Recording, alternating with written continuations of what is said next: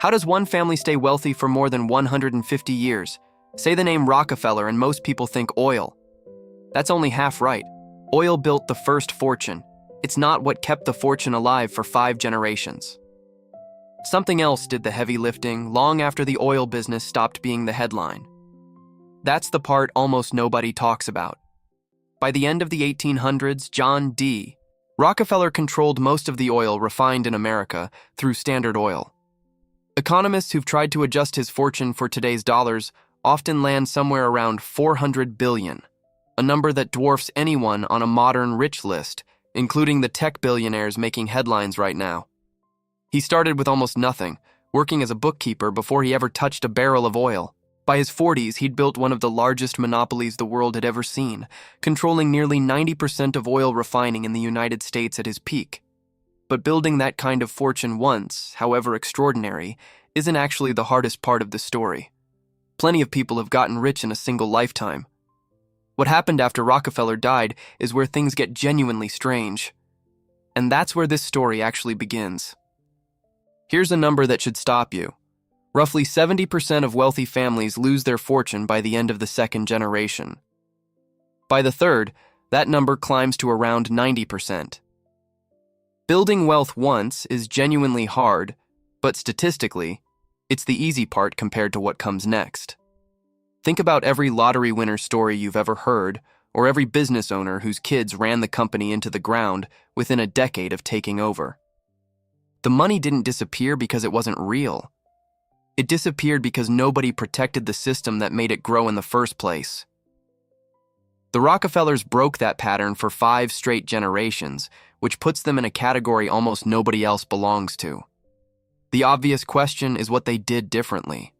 And the answer starts with a concept most people learned about in school but never applied to their own life.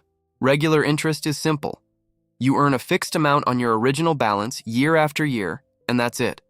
Put down $1,000 at 5%, and you'll always earn $50 a year, no more, no less, forever.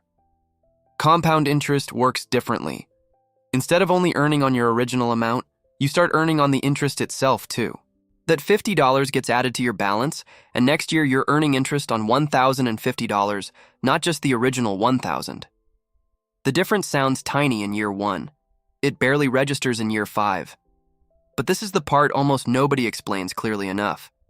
That small gap between simple and compound doesn't stay small. Given enough time, it stops being a math trick and starts looking like magic. And the next scene shows exactly why. Picture $1,000 invested at 10% a year, then just left alone. After 10 years, that's roughly $2,600. Respectable, but nothing dramatic yet. After 20 years, the number jumps to almost $7,000. Still growing at the same 10%, nothing about the rate changed, but the base it's growing from has gotten much bigger, so the same percentage produces a much bigger result. Now stretch it to 40 years. That original $1,000 becomes roughly $45,000. Same starting point, same rate, 4 times the time. The early years look almost boring, which is exactly why so many people give up before the curve bends upward. The slow part isn't a sign it's not working. It's the setup for everything that comes after.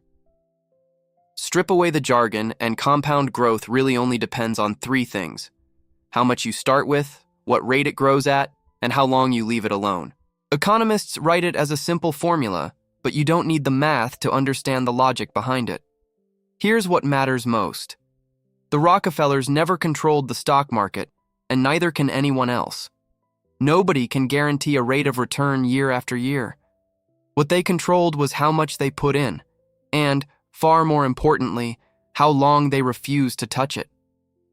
That last variable, time, did more work than the other 2 combined. It's the one lever available to absolutely everyone, regardless of income or starting balance. And how that family actually used it is where this story gets interesting. Here's the part that actually separates the Rockefellers from almost every wealthy family that came before or after them. They didn't spend the income their money produced. Dividends from stocks, profits from real estate, returns from new businesses. Instead of pulling that money out to fund a lifestyle, they poured it straight back in. Picture a paycheck that never got fully cashed. Each generation inherited a base that was larger than the one before it, not because they earned more, but because almost nothing was ever pulled out along the way. Most families do the opposite without even realizing it. Income arrives and life quietly expands to absorb it. The Rockefellers built a structure where the growth stayed put, generation after generation. That single habit explains more of the outcome than any investment decision they ever made. Take that same investment and stretch it across 4 different timelines: 5 years, 20 years, 50 years, and 100 years. At 5 years, the growth barely registers. A modest bump, nothing worth mentioning at a dinner party. At 20 years, it starts looking like a real achievement. At 50 years, the number becomes something most people would call life-changing. But at 100 years, the result stops looking like math altogether. It starts looking almost fictional, like a number that shouldn't be possible from one starting point. This is the piece so many people miss when they talk about building wealth. They obsess over finding the perfect stock or the perfect rate of return. Meanwhile, the variable doing the most work the entire time was simply how long the money was left alone. Picture a small snowball at the top of a hill, barely bigger than a fist. Push it, and at first almost nothing happens. It rolls a few feet, picks up a thin layer of snow, and looks completely unremarkable. Halfway down the hill, something shifts.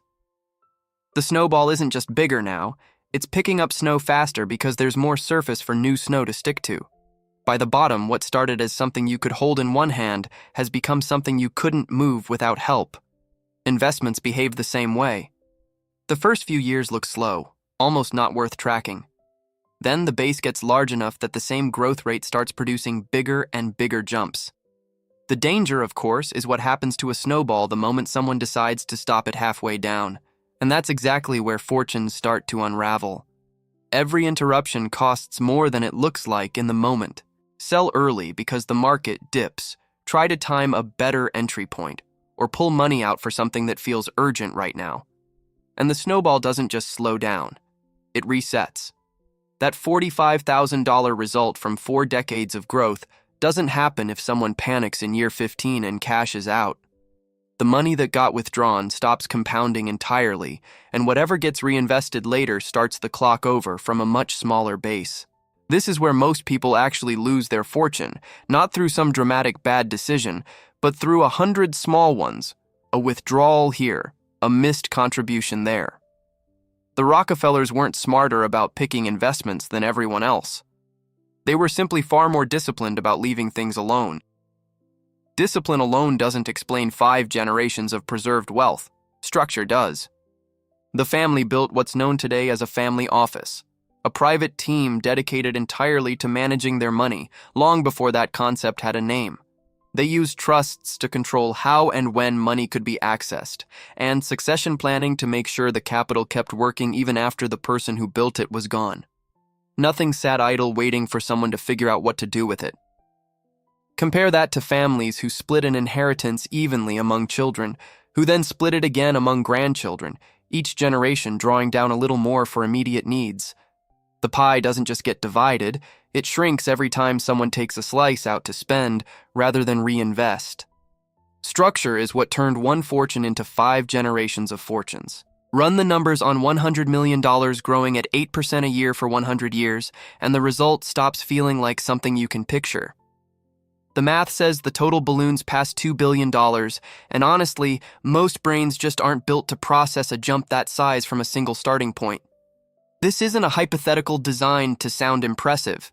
It's roughly the kind of math a family like the Rockefellers was working with, just applied over a longer stretch than most people ever consider when they think about investing. The number matters less than the reminder attached to it. Nobody needed to guess the next big stock or time some perfect market move to get there. Time did almost all of it, which raises an uncomfortable question about what most people assume it actually takes to get rich in the first place. Most people assume the path to wealth starts with a bigger paycheck. Earn more and eventually you'll have more. That's the whole plan for a lot of households, and it's not wrong exactly. It's just incomplete in a way that costs people decades. Income matters, sure, but it's not the variable doing the heaviest lifting over a lifetime. Time in the market does more work than almost anyone gives it credit for, which is uncomfortable to hear if you're waiting for a raise before you start investing anything at all. A high earner who starts at 40 is often outpaced by someone with a modest income who started at 22 and never touched the account. Same effort, wildly different outcome, purely because of when the clock started. That single reframe changes what getting rich actually requires. The Rockefellers got rich from oil. That part of the story everyone already knows, and honestly, it's the least interesting part. What actually kept that fortune alive wasn't a smarter oil strategy passed down through the family. It was something oil had nothing to do with at all. They understood that wealth isn't really about what you earn in a single year, or even a single lifetime. It's about how long your money is allowed to sit there and grow, undisturbed, decade after decade, generation after generation, while everyone else keeps interrupting their own snowball without realizing it. You don't need a monopoly on an entire industry to use that principle, and you definitely don't need $400 billion to get started. You need a starting amount, a reasonable rate of return, and the discipline to leave it alone longer than feels comfortable. That part has always been available to anyone. It still is, starting today. Before you go, if breakdowns like this one are useful to you, follow the channel. This is exactly the kind of thing we dig into here, and there's a lot more like it coming. Now, here's a question worth sitting with. If your money had 50 years to grow completely untouched, what would you invest it in first?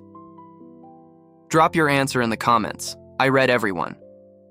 And while you're there, let me know where you're actually starting from.